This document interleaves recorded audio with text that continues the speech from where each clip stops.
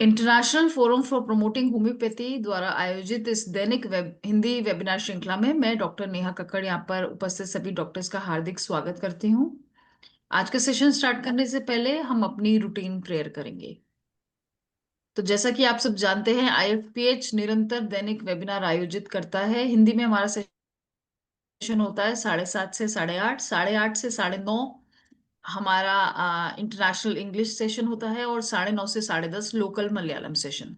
आज का हमारा 945वां यानी कि 945th सेशन है और हमारे गेस्ट स्पीकर हैं डॉक्टर युगल कुमार। डॉक्टर युगल का मैं बहुत बहुत हार्दिक स्वागत करती हूँ। डॉक्टर युगल Nehru homeopathic medical college and hospital से बीएचएमएस हैं और फिलहाल JD GD memorial hospital medical college Patna में एमडी परस्यू कर रहे हैं। तो आज का जो डॉक्टर युगल का टॉपिक है वो है एंटीबायोटिक रेजिस्टेंस और उसका होम्योपैथिक क्या ऑल्टरनेटिव होता है। A rational integrative approach to recurrent infections. हम कैसे एंटीबायोटिक रेजिस्टेंस को मद्देनजर रखते हुए होम्योपैथी में हम क्या मेडिसिन दे सकते हैं और कैसी अप्रोच रख सकते हैं जो बार बार इन्फेक्शंस हो जाते हैं, उसके ऊपर आज डॉक्टर युगल अपना सेशन देंगे। तो डॉक्टर युगल, आप स्टार्ट कर सकते हैं। Mom, can I share? Yes yes sure. Is it visible? हाँ जी, बिल्कुल विजिबल है। Okay. Thank you so much, mom, for the introduction. आज का मेरा टॉपिक है antibiotic resistance and the homeopathic alternative, rational integrative approach to recurrent infections. Antibiotic प्रतिरोध और homeopathic विकल्प आवर्तक संक्रमण के लिए एक तर्क संगत अतिरिक्त दृष्टिकोण। ये एक टॉपिक है जो मैं काफी टाइम से सोच रहा हूँ कि एक प्रेजेंट करने के लिए। तो इसमें कुछ हम पॉइंट्स कवर करेंगे, ऐसे to explore whether homeopathy can serve, एक होम्योपैथी एविडेंस सपोर्टिव ऑल्टरनेटिव साबित हो सकती है in case of antibiotic resistance.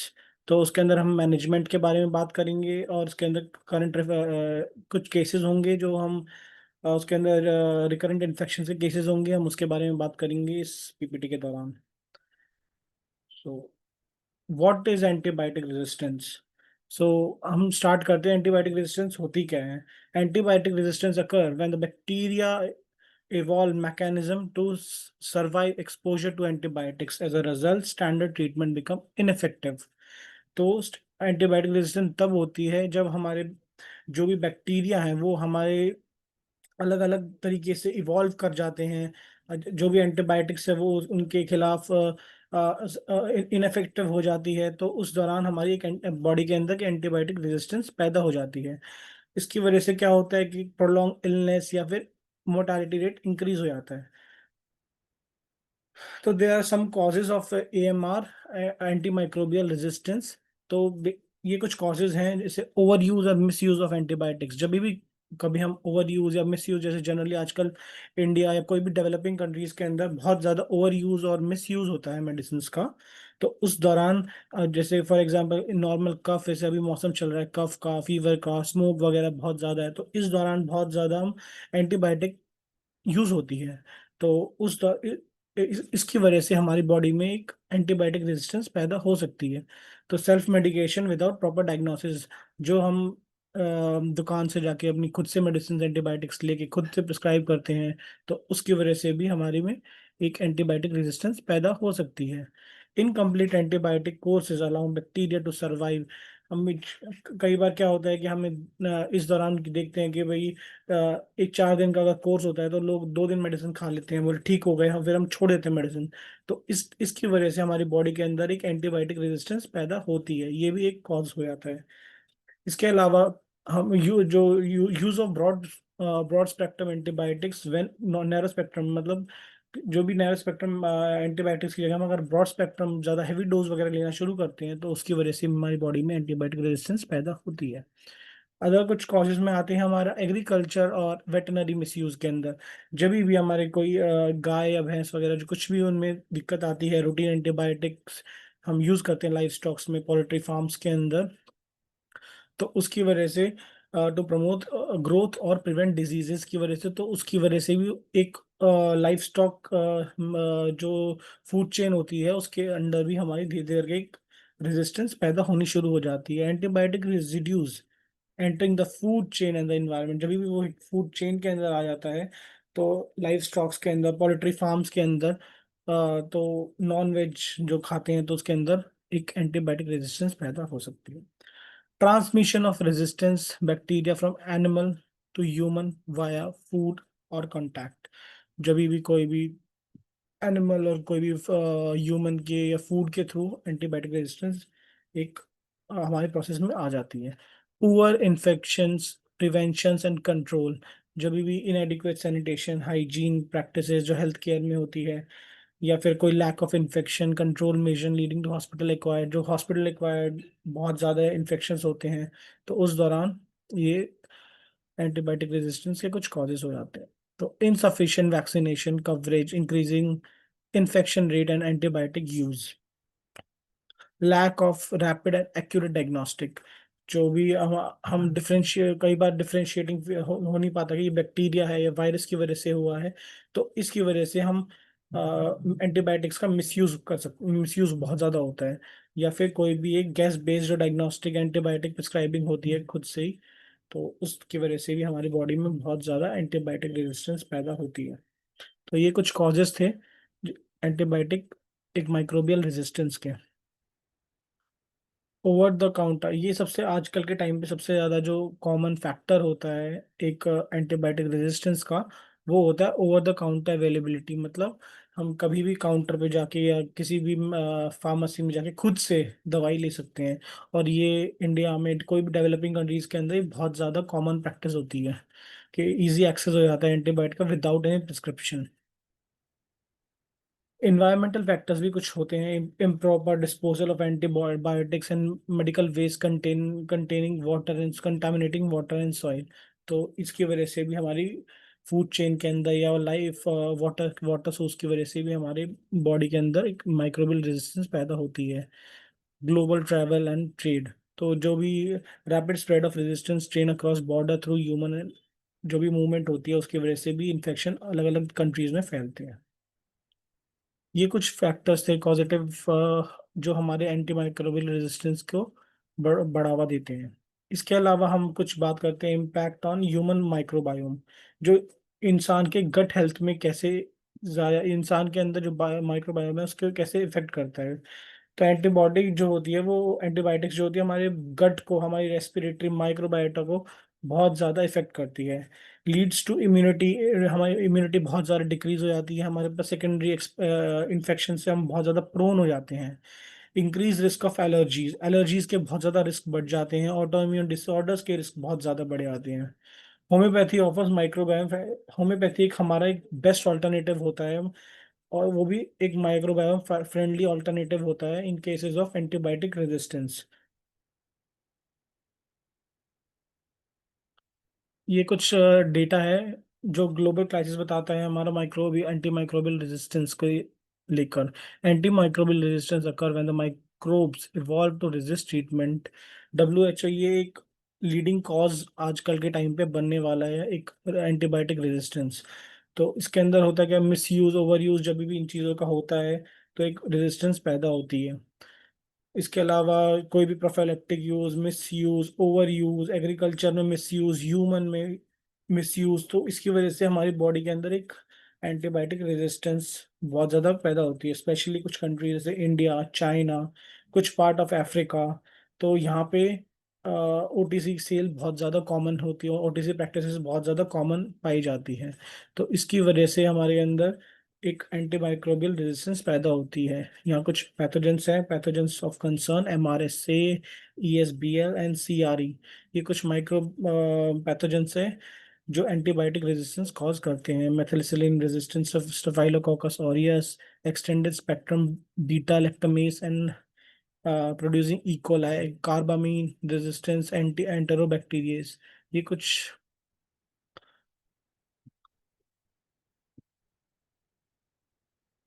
इसके अलावा हम ग्लोबल स्टैट्स की बात करते हैं तो 1.3 मिलियन डेथ्स होती है due to AMR anti microbial resistance per year. Projected 10 million death आगे जाके ये एक ग्लोबल कॉज बनने वाला है, antimicrobial resistance. 70% of antibiotics in India dispense without an prescription. ये एक कॉजेटिव फैक्टर हो जाता है। ये एक बहुत ज़्यादा इंपॉर्टेंट फैक्टर है कि हमारे देश के अंदर 70% antibiotics without any prescription prescribe करी जाती है।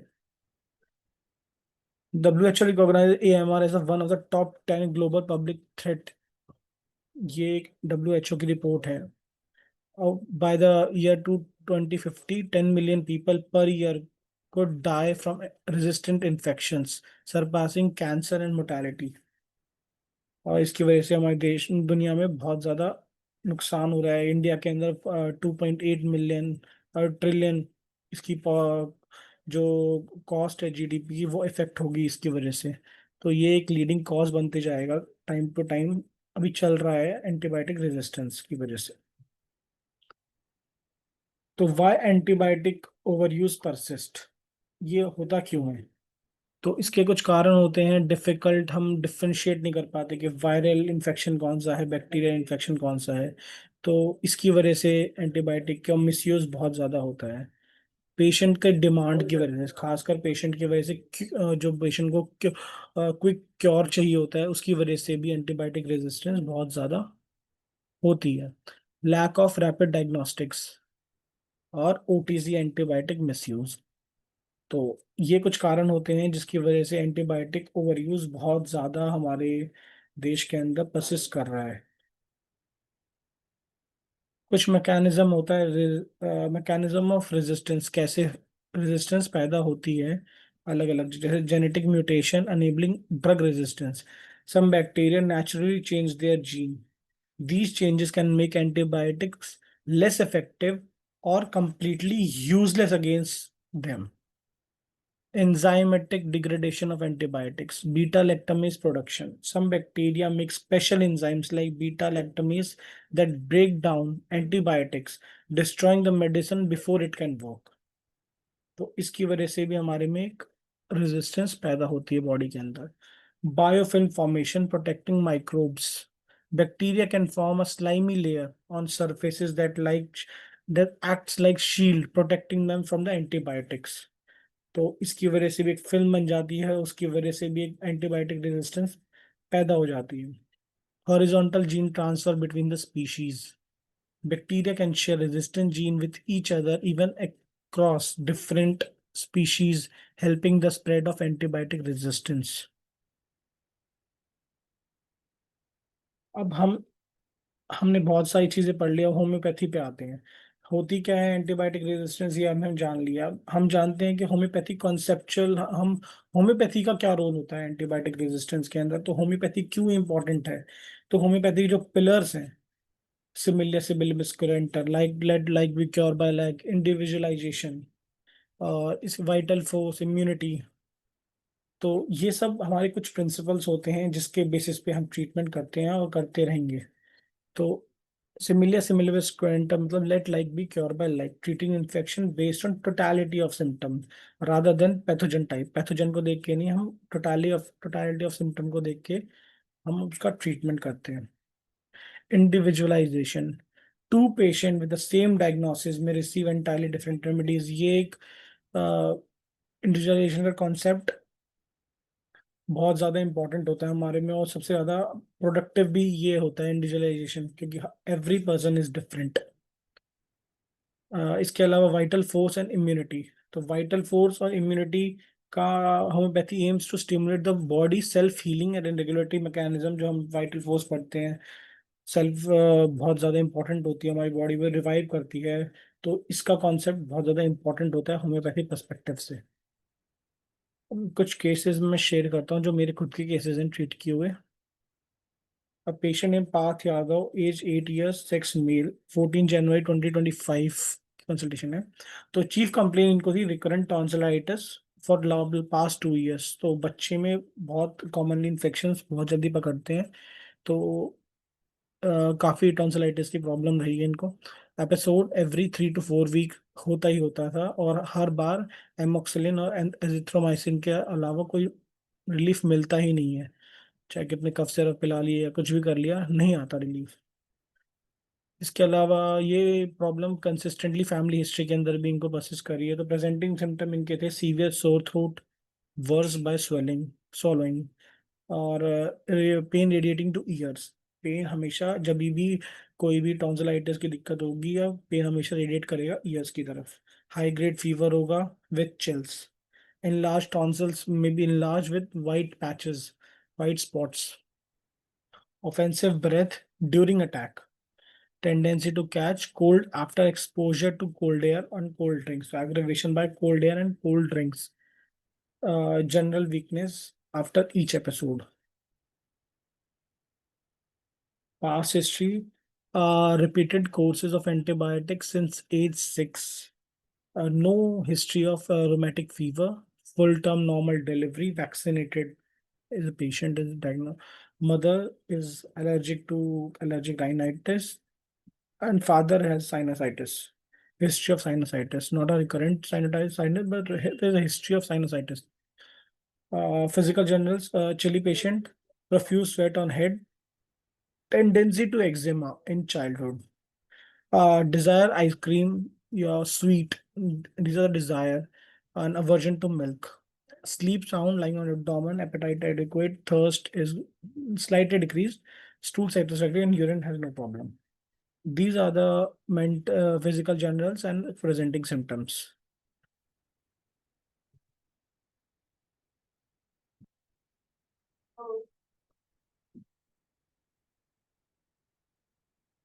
And mental space, sensitive patient, mild, cries easily when reprimanded. Fear of dark and being alone, obedient, affectionate, and seeks sympathy. So as we know, काफ़ी टाइम से इनको ये दिक्कत रही है, तो it's a chronic case recurrent tonsillitis with antibiotic dependency, क्योंकि 2 साल से लगातार इनको एंटीबायोटिक चल ही रही थी।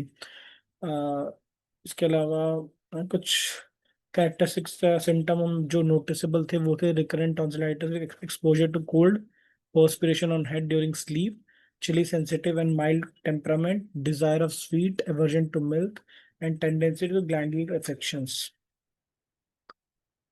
These are the rubrics I have taken. Throat inflammation recurrent, throat pain, swallowing, empty verse, perspiration head during sleep, child mild, timid, weeps easily, desire sweet, and aversion to milk, chilly patient. So remedy covered are calcarea, pulse, and solution Barita-carb. For high grade remedies, calcarea. So I prescribe calcarea 200 OD for 1 day and Rubramed BD for 15 days. So constitutionally fit calcarea carb था, थोड़ा सा बच्चा, थोड़ा chubby था, थोड़ा week था, chilli था, और chronic tendency of glandular infections भी देखे गए थे। मेंटली जेंटल था, timid affectionate. So this is a general case of chronic recurrent tonsillitis.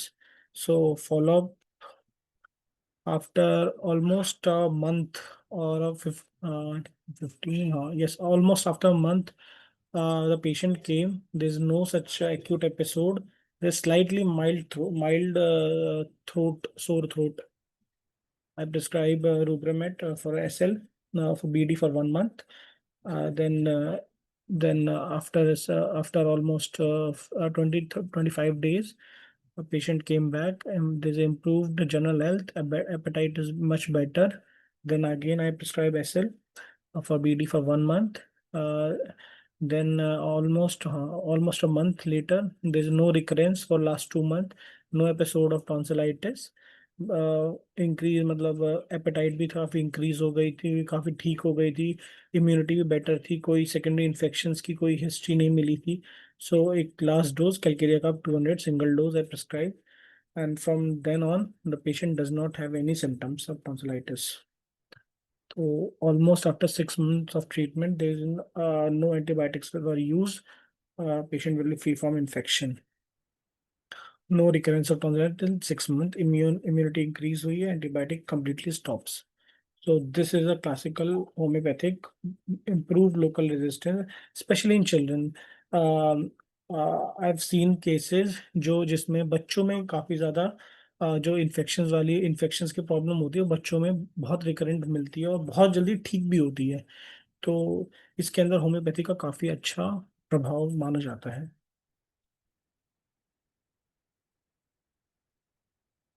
अब second case, patient name is Rima, 32 years of age, female.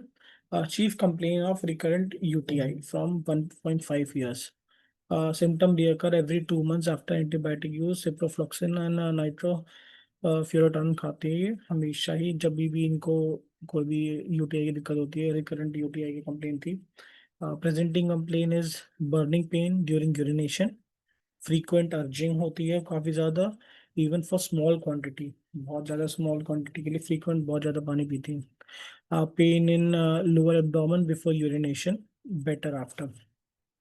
Cloudy offensive urine, fatigue and irritability during attack.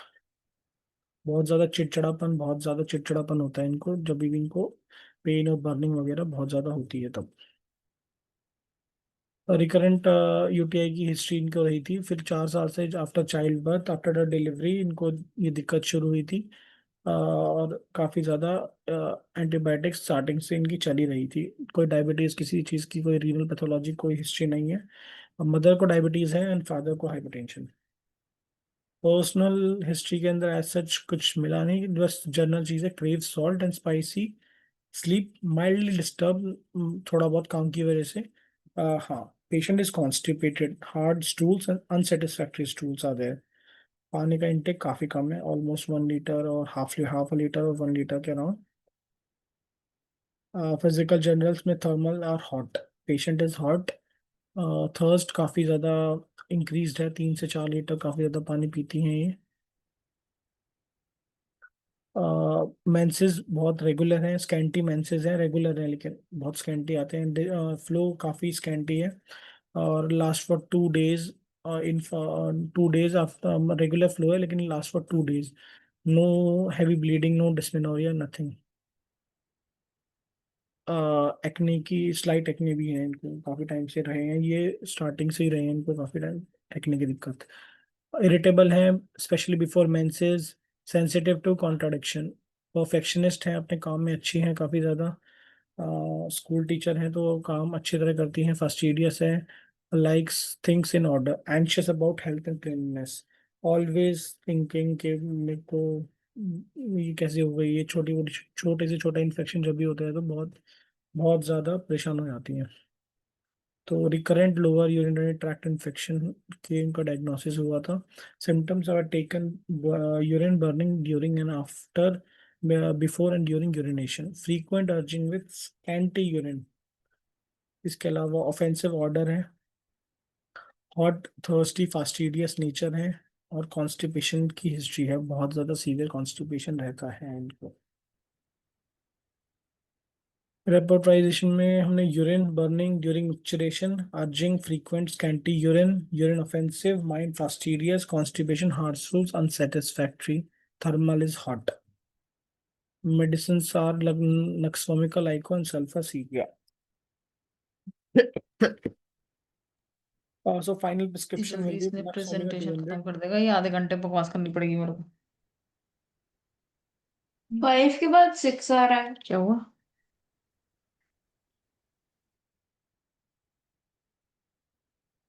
Sir आप continue करिए. जी. Nuxomica 200 will be prescribed for single dose and Rubramet OD for 15 days. Lifestyle advice, increase hydration वगैरह थोड़ा सा है and avoid excessive stimulants.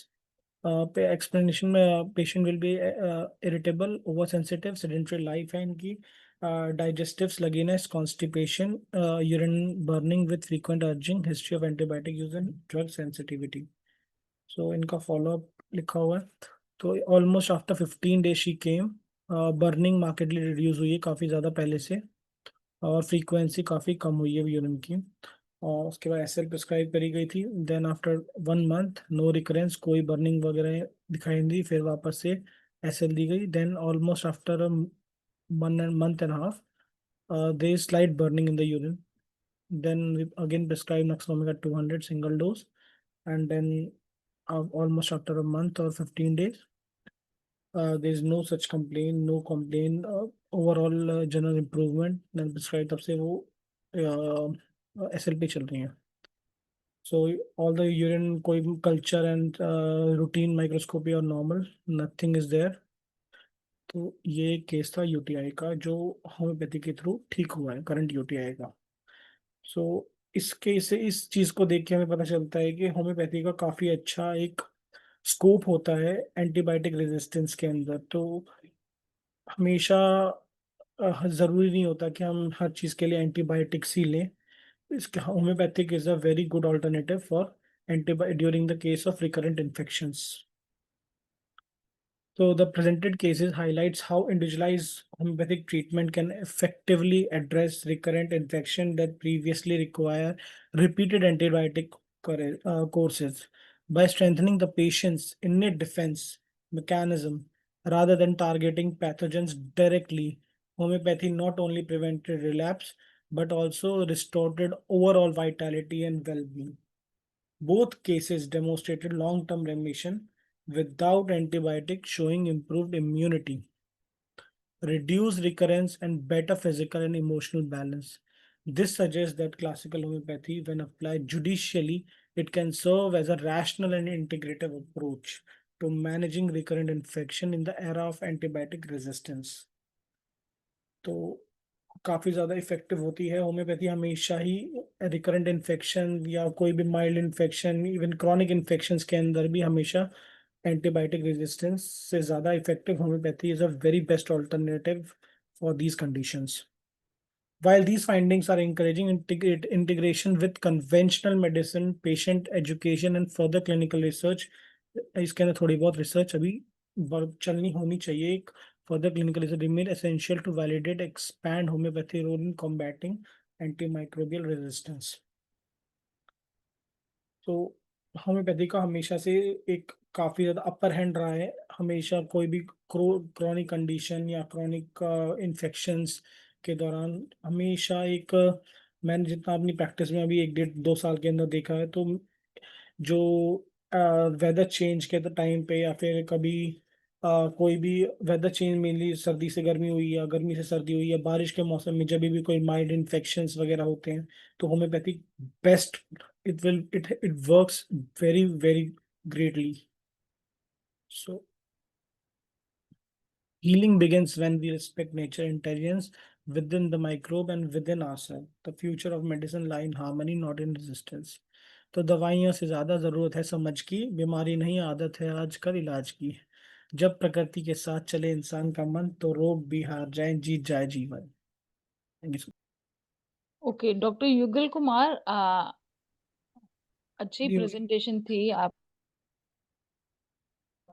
आपने cases दिखाए, पर अभी हमारे पास ऑलमोस्ट हाफ एन आवर बचा है। हाँ जी। जी तो आप अभी ये एंटीबायोटिक रेजिस्टेंस के ऊपर आपका सब्जेक्ट है एमडी में, रिसर्च में, या पेपर है कुछ, मैम पेपर तो नहीं है या एक्चुअली ये। जी जी जी हाँ हाँ, बताइए बताइए। जी मैम।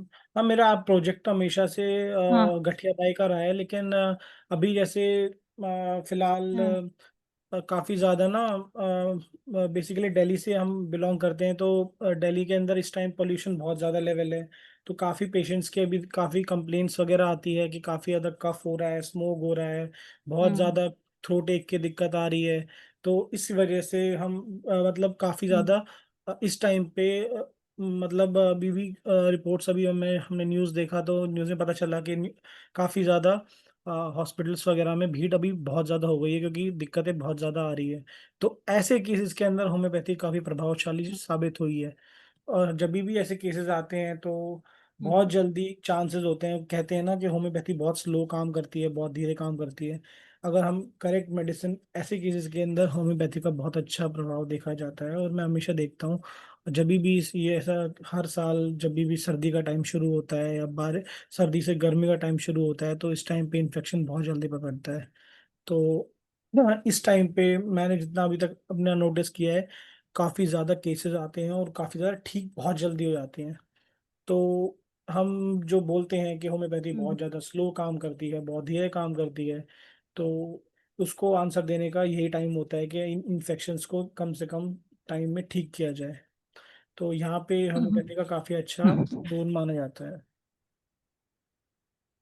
एंटीबायोटिक रेजिस्टेंस के ऊपर आप और क्या कहना चाहेंगे यहाँ पे, उसके ऊपर भी आप थोड़ा सा कुछ जी बता सकते हैं एंटीबायोटिक रेजिस्टेंस के ऊपर। जी मैम, एंटीबायोटिक रेजिस्टेंस ये बहुत ही ज़्यादा अभी चलने वाला टॉपिक है आज के टाइम पे। लोग दवाइयाँ होम्यो अलग अलग ऑल्टरनेटिव सिस्टम क्यों अप्रोच करते हैं, वो जनरल कारण यही होता है कि एंटीबायोटिक रेजिस्टेंस हमारी एक तो बॉडी के अंदर पैदा होती है, ऊपर से जो एंटीबायोटिक्स हमारे गट हेल्थ को काफ़ी ज़्यादा ख़राब करती है। एक हम्म। एक एक एक एक इन्फेक्शन को ठीक करने के लिए हमें और दो बीमारियां मिलती है उसके दौरान। जब भी हम कोई भी एंटीबायोटिक खेल लेते हैं, उसके कोई साइड इफेक्ट्स भी बहुत ज़्यादा कॉमनली प्रेजेंट होते हैं। तो आजकल लोग ऑल्टरनेटिव सिस्टम इसीलिए ढूंढते हैं ताकि उनको दिक्कत ना आए। और इस चीज़ के अंदर होम्योपैथी का काफ़ी अच्छा रोल माना जाता है। और बात करें एंटीबायोटिक रेजिस्टेंस की, तो एंटीबायोटिक रेजिस्टेंस आजकल के टाइम जी ओहो, फिर- जी एंटीबायोटिक रेजिस्टेंस आजकल के टाइम पे वैसे ही बहुत ज़्यादा जो क्या बोलते हैं बहुत ज़्यादा कॉमनली आजकल लोगों के अंदर जागरूकता फैल रही है इस बारे को लेके। इसीलिए हमारा आजकल होम्योपैथी या फिर कोई भी अल्टरनेटिव सिस्टम काफ़ी ज़्यादा एक्टिवली इसको हम अप्रोच कर सकते हैं, ताकि एक ये एंटीबायोटिक रेजिस्टेंस जो हमारी ज़्यादा लोग कॉमनली यूज बहुत जल्दी डिस्पेंसरीज वगैरह में मिल जाती है। कुछ कारण होते हैं जो सबसे मेरे को आजकल के कारण लगता है कि सबसे इम्पोर्टेंट कारण लगता है ये इस एंटीबायोटिक रेजिस्टेंस होने का। वो कारण एक ये है कि जब भी बहुत ज़्यादा इजी जो एंटीबायोटिक्स होती है वो बहुत इजीली अवेलेबल होती है। मेरे कुछ फ्रेंड्स हैं अभी यूएस में हैं, तो उनको एक दवाई के लिए, एक दवाई के प्रिस्क्रिप्शन के लिए भी 15 से 17 हज़ार रुपये देने पड़ते हैं। चाहे हम्म, उन्हें एक पैरासीटामोल लेनी हो, चाहे उन्हें कोई एक दवाई लेनी हो, उनको हम्म, 15 से 17 हज़ार रुपये एक दवाई के लिए देने ही पड़ते हैं। तो वहाँ पे इतना स्ट्रिक्ट कानून है, विदाउट एनी प्रिस्क्रिप्शन कोई दवाई प्रिस्क्राइब होती ही नहीं है।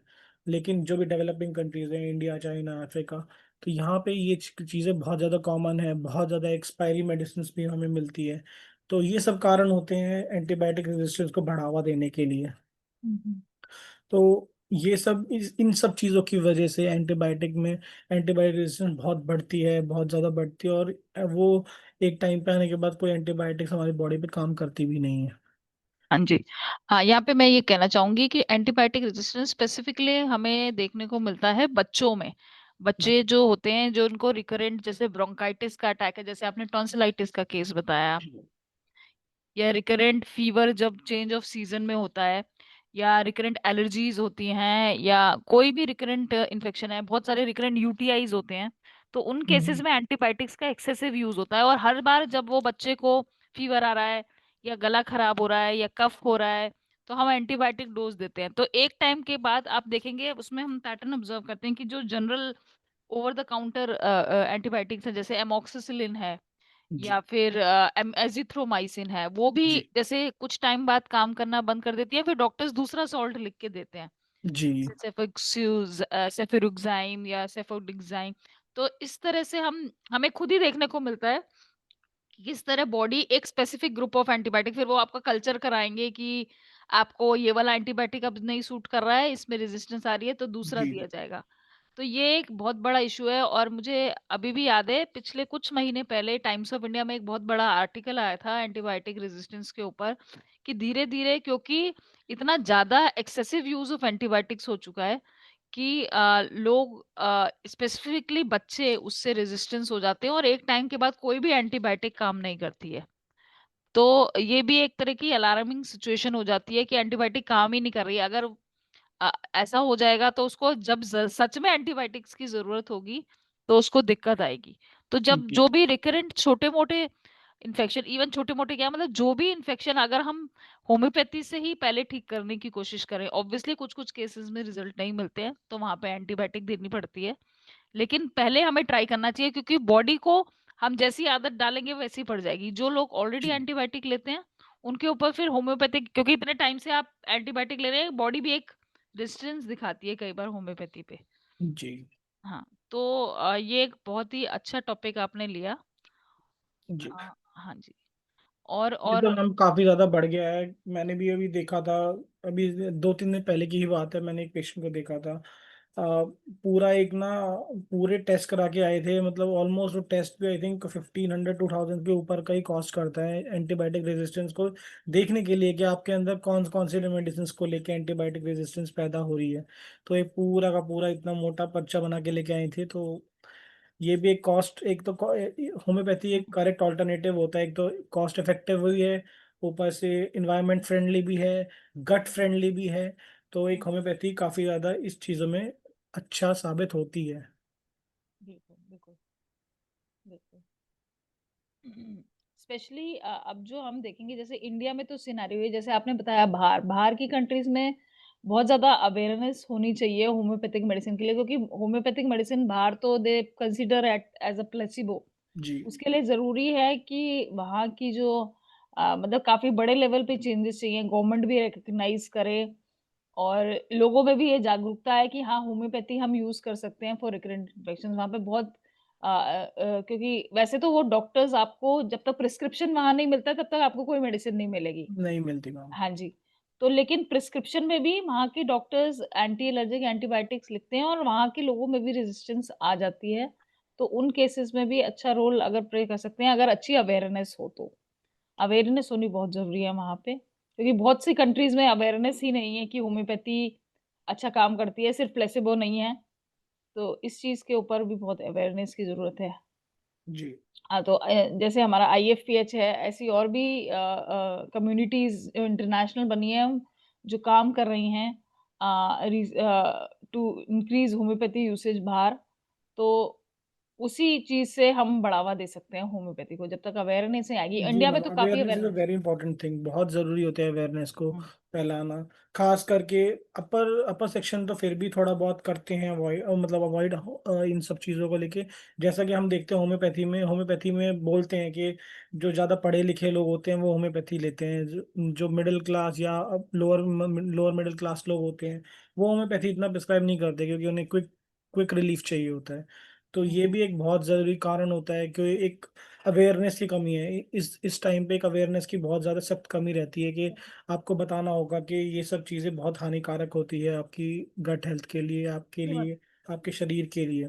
तो ये भी एक काफ़ी इम्पोर्टेंट मुद्दा है कि हमें एक अवेयरनेस फैलानी चाहिए इस बारे में। तो क्योंकि ये चीज़ें और स्ट्रिक्टली एक कानून होना चाहिए कि भाई आप विदाउट एनी प्रिस्क्रिप्शन आप दवाइयाँ नहीं ले सकते। तो हम्म ये जब तक इन चीज़ों पे हम्म।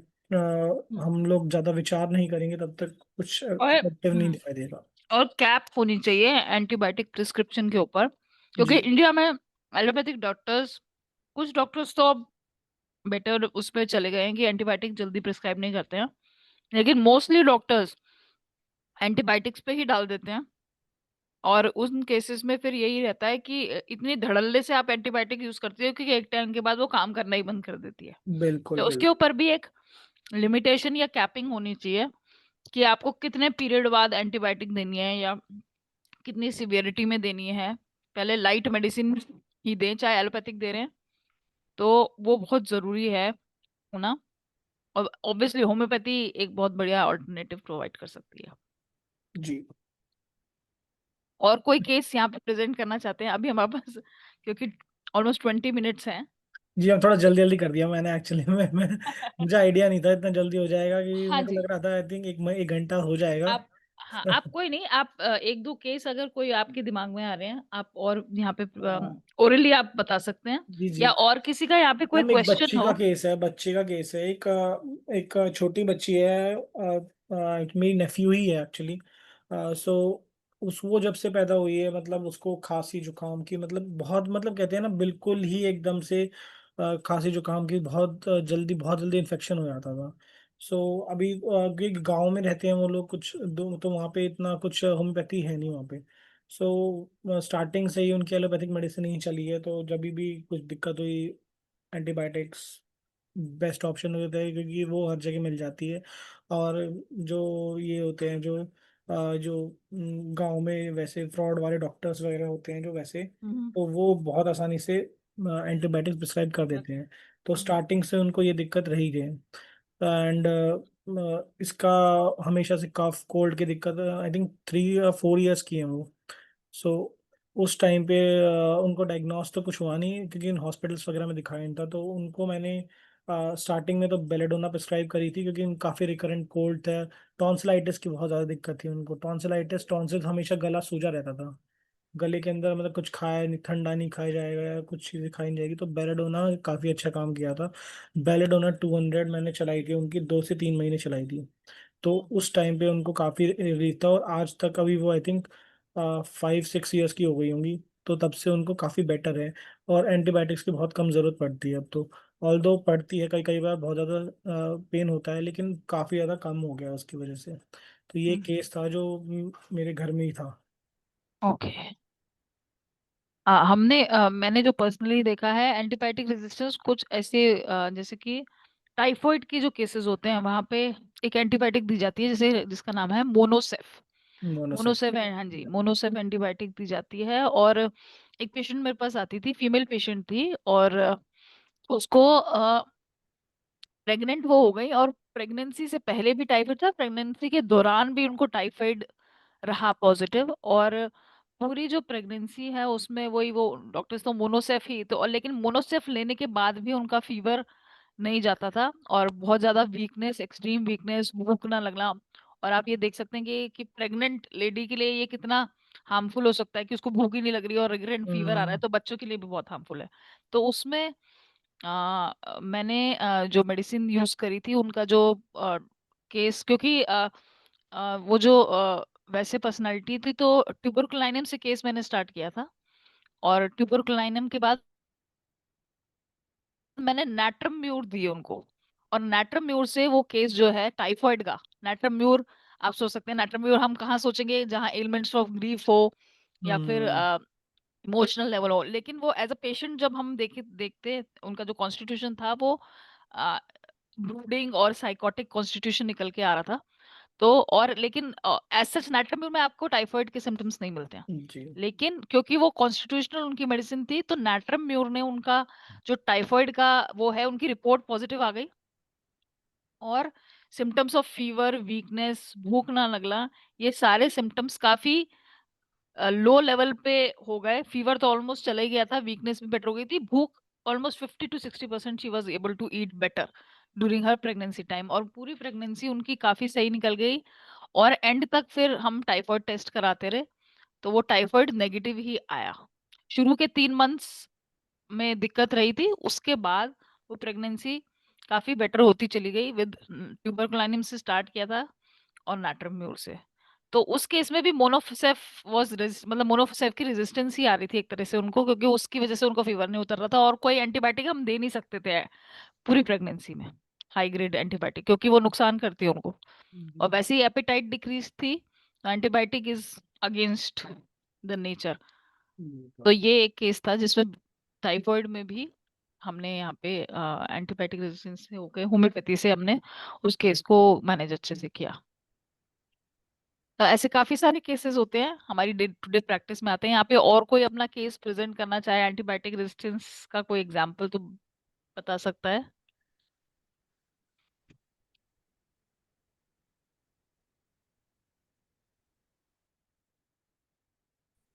और किसी की कोई क्वेरी हो या कोई इनपुट देना चाहता है तो प्लीज दे सकते हैं।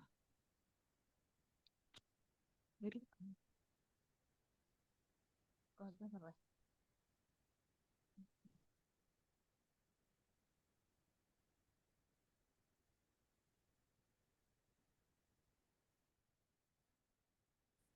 रामपर भाई शाह सर जी कुछ कहना चाहेंगे? कोई केस आप सर बताइए। हाँ हाँ, चलिए बहुत बहुत धन्यवाद हाँ जी। नेहा कक्कर जी। एंड बधाई हो डॉक्टर जुगल कुमार जी का, बहुत वेलकम। अच्छा बताए एंटीबायोटिक रेजिस्टेंस का। ये तो आम चीज हो गया है। अब तो हर हम तो देखे हैं बहुत सा ऐसा बीमारी जो है आता है, पेट खराब जो है पहले से था, एंटीबायोटिक लिया, फिर कंस्टिपेशन होता है, फिर जो है एंटीबायोटिक मीन्स ही यही है, एंटी दवा का सिलेक्शन करना। बॉडी को काम करने नहीं देना, और अलग से बोरो, जैसे फुटबॉल खेलते हैं हम लोग बोरो ले जाते हैं, है ना। तो बोरो का प्लेयर का काम करता है, जब तक वो प्लेयर रहता है जीत के निकल जाते हैं, फिर बोरो अपना अपना घर चला जाता है, लेकिन वो टीम वीकनेस होता है। तो एंटीबायोटिक मीन्स हुआ हमारा शरीर को कमजोर कर देना, बाहरी बोरो देके हम इलाज करते हैं।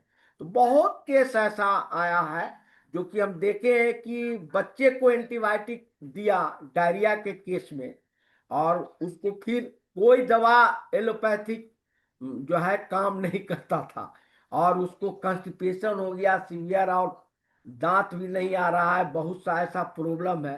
तो उस व्यक्ति को जो है हमने जो है कलकेरिया कार देकर, कॉन्स्टिट्यूशनल रेमेडी देकर हमने ठीक किया। हम तो अपना 35-36 बरस से प्रैक्टिस कर रहे हैं, तो हम देखे हैं।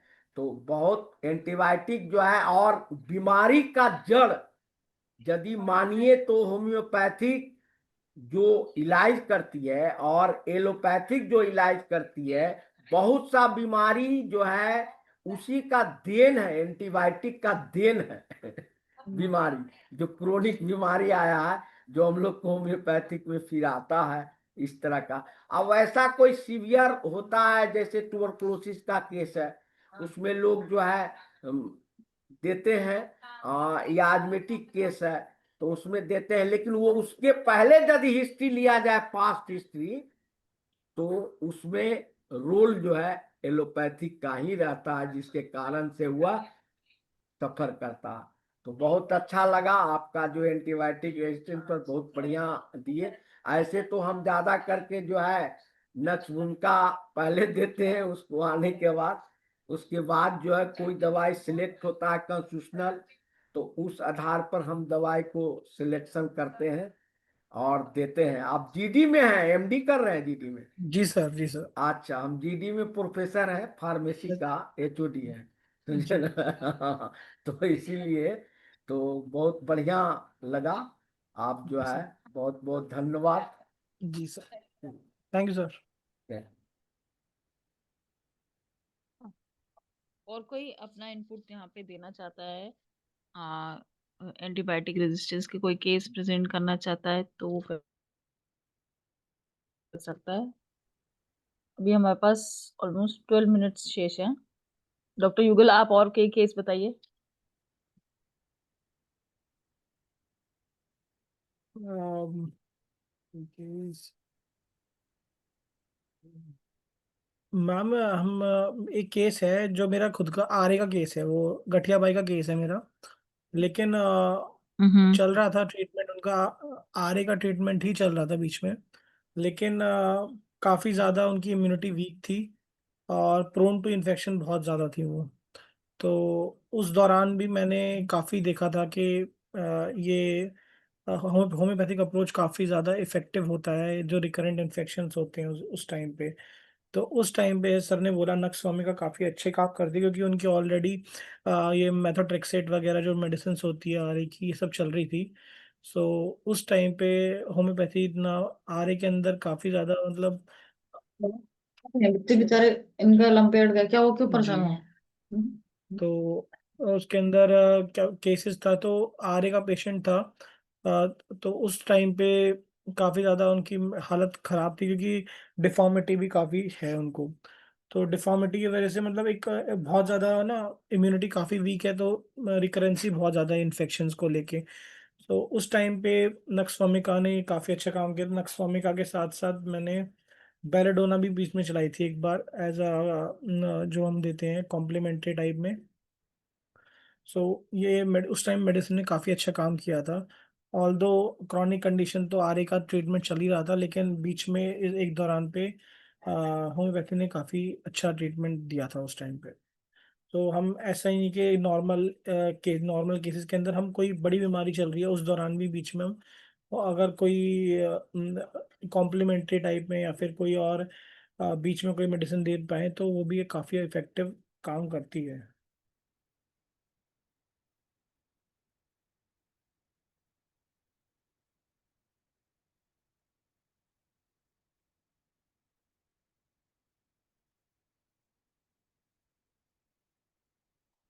आजकल तो वैसे ही केसेस एंटीबायोटिक रेजिस्टेंस के बहुत ज़्यादा बढ़ गए हैं। हाँ जी। बहुत ही कॉमनली आजकल मेडिसिन खराब की जाती है, बहुत ही आसानी से प्रिस्क्राइब हो जाती है, पेशेंट ले लेते हैं, उनको पता भी नहीं चलता वो खराब कब हो रही है, उनकी तबीयत कब खराब होगी। पहले बार लेंगे ठीक लगेगा, दूसरे बार लेंगे ठीक लगेगा, तीसरे बार लेंगे तो भी ठीक लगेगा, चौथी बार से दिक्कतें शुरू हो जाती है। तो स्टार्टिंग में ऐसे ही स्टार्ट होता है और ऐसे ही बढ़ते रहता है और ऐसे ही खराब हो जाता है। तो हमेशा इस चीज के अंदर जितना होम्योपैथी का एक एक स्कोप है वो बहुत ही अच्छा है इसको लेके। सो होम्योपैथी हमेशा से काफी इफेक्टिव रही है, और इसके लिए एक जागरूकता की बहुत कमी होती है कि होम्योपैथी एक अप्रोच ऐसी कंडीशंस के अंदर हमें हमेशा लेना चाहिए। हाँ जी, रामप्रभा शाह सर जी क्या कहना चाह रहे हैं? नहीं, बहुत अच्छा इन्होंने बोले जागरूकता की बात, तो बहुत बढ़िया है। और होम्योपैथिक मामूली पैथी नहीं है, वो तो 3 फंडामेंटल लॉ है मेरा: gently, rapidly and permanently. Permanently मतलब प्योर, प्योर है ना। तो pure way of treatment homeopathic में होता है, रैपिडली होता है, और जो है जेंटली है। इससे बढ़ के तो कोई पैथी नहीं है कि हम जो है आराम से खाते हैं, और प्योर वे में रैपिडली काम करती है।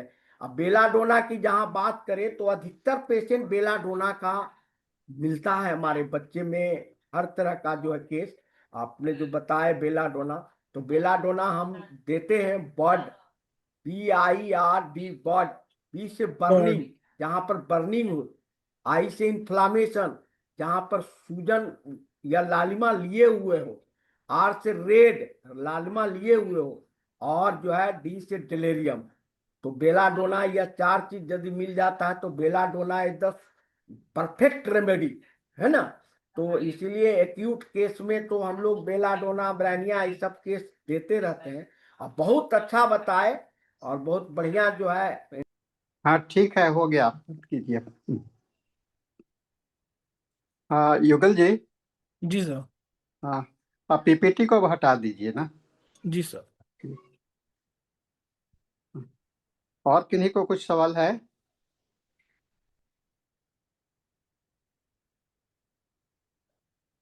आप अपना कुछ इनपुट दीजिए सर एंटीबायोटिक रेजिस्टेंस के ऊपर।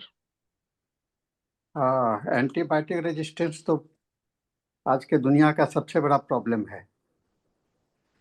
और जो अभी चर्चा कर रहे थे तो उसमें देखिए, एंटीबायोटिक रेजिस्टेंट जो है सो ऑलमोस्ट एक पार्ट ऑफ द लाइफ हो गया है। और एंटीबायोटिक रेजिस्टेंस के लिए लोकल रेमेडीज से तो नहीं हो सकता है। इसके लिए कॉन्स्टिट्यूशनल वेरिएशंस जरूरी होगा। बिना कॉन्स्टिट्यूशनल एनालिसिस के आप कभी भी एंटीबायोटिक रेजिस्टेंट का नहीं करेंगे। और देखिए, सबसे बड़ी बात क्या है कि लोग एंटीबायोटिक को यूज जो है जो धड़ल्ले से हो रहा है। आपके पास में कौन रोगी आता है जो कि पहले अपना इलाज कराने के लिए आप कहते हैं? बहुत कम है ना, अधिकांशतः लोग हैं। इसके बावजूद कि पूरे दुनिया में ये मशहूर है कि दवाइयाँ कम देनी चाहिए, होम्योपैथी में दिखलाना चाहिए, फिर भी लोग, बच्चे जो हैं तो तुरंत घबरा जाते हैं इनके पेरेंट्स, और उस दवा दे ही देते हैं। आपका पैरासीटामोल को दे देना, ये सब दे देना बहुत आम बात है। कोई भी पेशेंट को कहिएगा कि थोड़ा सा रुको, 100, 300, जब 101 होने शुरू होता है तो लोग पैरासीटामोल दे देते हैं। अब बताइए इसमें, और उसके साथ में एक एंटीबायोटिक तो साथ में जरूर देंगे। तो एंटीबायोटिक से रेजिस्टेंट हो जाना एक आम बात बन गया है। हाँ, लेकिन इसमें और एक चीज़ हम लोग देखते हैं कि एंटीबायोटिक से यूज के बाद में अगर आप ट्रीटमेंट करना चाहते हैं तो वो टाइम टेकिंग तो होगा, क्योंकि यहाँ पर ड्रग डिजीज क्रिएट हो गया है। और डॉक्टर हैनीमैन ने ड्रग डिजीज के विषय में अच्छा से बोला है कि ड्रग रेजिस्टेंट ही ड्रग डिजीज हो गया। और ये ड्रग डिजीज जो है सो आपको इसको एंटीडोटल होगा। और एंटीडोटल इसलिए कोई स्पेसिफिक नहीं है कि हम बेलाडोना दे दें या ये दे दें। उसके लिए आपका कॉन्स्टिट्यूशनल जाना पड़ेगा हमेशा, एंटीडोटल। और देखिए, ये जो है एंटीबायोटिक रेजिस्टेंट की बात जो है, इसको ध्यान में रखते हुए आपको वेस्टर्न कंट्रीज में ये मना कर दिया गया है कि बच्चों को 5 साल के बच्चों तक एंटीबायोटिक नहीं, इवन कि पैरासीटामोल लोग वहाँ पर नहीं देते हैं। वहाँ पर उसके लिए कोई एक अलग थेरेपी यूज करते हैं, माने नॉन मेडिकेशनल थेरेपी ही यूज करते हैं। बच्चों को ये करना, ये बहुत जरूरी है ना। ये जरूरी है कि हम लोग को उसको वहाँ पर काफी ये करें। तो ये युगल जी ने अपना एक अच्छा इंसाइट दिया है और दवाइयों का भी जिक्र इन्होंने किया है। लेकिन एक बात का मैं यह कहूँगा कि एंटीबैक्टीरियल जो थेरेपी है या एंटीबायोटिकल थेरेपी है, इसको सोचने के लिए हम लोगों को कॉन्स्टिट्यूशनल देखना पड़ेगा। और कॉन्स्टिट्यूशनल जब भी जाएंगे तो वहाँ पर एक माइजमेटिक इन्वॉल्वमेंट आपको नज़र आएगा। माइजमेटिक इन्वॉल्वमेंट बहुत होता ही है इसमें। और जब तक माइज्म का एंट्री पॉइंट जो क्या है, माइज्म का एंट्री पॉइंट है जो भी एक्सटर्नल इन्फ्लुएंस जो बॉडी का एंटीबॉडी होगा, माने उल्टा होगा। मतलब म्यूटेट था क्या? नहीं सर, अभी जस्ट हुए थे। अच्छा अच्छा। हाँ, तो मैं बोल रहा था कि एंटीबॉडीज को खत्म करने के लिए आपको उसके लिए सिमिलिमम मेडिसिन का ही यूज करना पड़ेगा। ये बहुत ही नेसेसरी है। और खास करके माइजमेटिक इन्वॉल्वमेंट तो निश्चित रूप से हो जाता है, इसको ध्यान में रख करके करना चाहिए। हाँ नेहा जी, नेहा जी। हाँ जी सर। हाँ तो ये सेशन काफी अच्छा रहा। डॉक्टर युगल का एक तरीके का इम्पोर्टेंट और नेसेसरी टॉपिक है कि एंटीबायोटिक रेजिस्टेंस, जैसे कि डॉक्टर मृदुल साहनी ने भी कहा कि आज की उसमें एक डेली लाइफ प्रॉब्लम बन गई है, क्योंकि इतना कॉमनली यूज हो गया है। तो रेजिस्टेंस हमें ऑलमोस्ट एवरी अदर केस में देखने को मिल सकती है, जिनको रिकरेंट इन्फेक्शन रह सकता है। तो ऑब्वियसली होम्योपैथी एक बहुत अच्छा रोल प्ले कर सकती है यहाँ पे। और जैसा कि कहा उन्होंने, कॉन्स्टिट्यूशनल और एंटी मायाजमेटिक पूरा केस लेके जो भी मेडिसिन निकल रही है, जैसे कि कुछ डॉक्टर युगल ने बताया, मैंने वो टाइफाइड का केस बताया, तो ऑब्वियसली कॉन्स्टिट्यूशनल मेडिसिन ही इसको ट्रीट कर सकती है, क्योंकि वहां पे जो कॉन्स्टिट्यूशनल मेडिसिन है उसकी इम्यूनिटी को लॉन्ग टर्म के लिए उसको रेज करेगी, और एंटी मियाजमेटिक ट्रीटमेंट पीछे का जो लिंगरिंग कॉज है उसको हटाएगी। तो अच्छा सेशन रहा आज का, और मैं आशा करती हूँ डॉक्टर युगल भी आगे और भी टॉपिक्स और केसेस के साथ अपने चीज और केसेस है, मैं ये प्रेजेंट। कहूँगा नेहा जी हाँ कि जी। जो ये टाइफाइड का केस जो है, अगर वो हम्म। आप देखिएगा कि जो पेशेंट डायरेक्टली आपके पास में आया है एलोपैथी से नहीं, तो वो जल्दी ठीक हो जाता है। बिल्कुल बिल्कुल सर, हाँ, यस सर। अगर जहाँ भी वो मेडिकेट होकर के आता है तो जल्दी ठीक नहीं होता है। बिल्कुल और सर। वहाँ पर एक्यूट मेडिसिन तो वहाँ पर बहुत ही कम काम करता है। बिल्कुल। इन स्पाइट, हाँ, आपको जो नॉन मेडिकेटेड केस आएगा तो उसमें एक्यूट मेडिसिन अच्छा कुछ काम करेगा, लेकिन मेडिकेटेड केस में आपको कॉन्स्टिट्यूशनल क्रॉनिसिटी डेवलप कर जाता है। वो एक अलग से बहुत बड़ा प्रॉब्लम होता है। बिल्कुल सर। और सर अब हमारा, और कोई है? सर अब ऑलमोस्ट टाइम हो गया है वैसे हिंदी सेशन के लिए। अच्छा ठीक है, हाँ जी सर। तो इसको आप क्लोज करके। हाँ जी। डॉक्टर धनेश हैं और डॉक्टर बिंदु बिंदु राज राज। हैं। Okay sir. हाँ, आई थिंक तो बहुत बहुत धन्यवाद डॉक्टर युगल का आज के सेशन के लिए।